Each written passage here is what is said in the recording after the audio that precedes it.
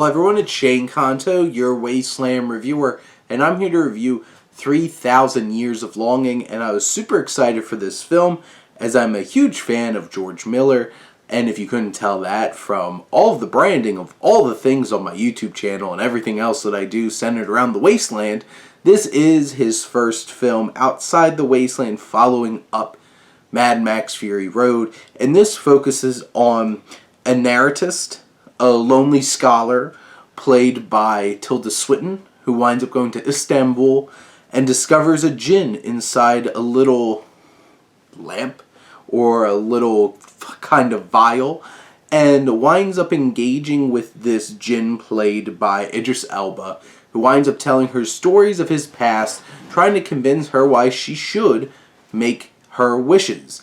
And this film, right off the bat, George Miller just brings so much personality to it. The cinematography from John Seal is incredible. The colors impeccable. The editing is crisp. The score from Tom Hulkenberg is really engrossing and emotive. And everything from a technical standpoint really sells in this film. How the camera works, there's intimate close-ups, the different visual effects to really capture the crazy over-the-topness of these stories. But at the core of it, you have this relationship between Alethea and the djinn. And it really rides high on the talents of Tilda Swinton, doing quite the crisp Scottish accent, and Idris Elba, who is playing this djinn.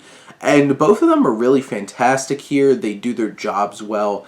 They capture the emotions of these characters. And over the course of the film, you do feel this budding connection, this budding sexual tension between these characters. And it begins to really make sense. And you feel engrossed into this. And you go through these different stories that the djinn tells. And the production design and the costume design is amazing. There's some really cool effects and ideas.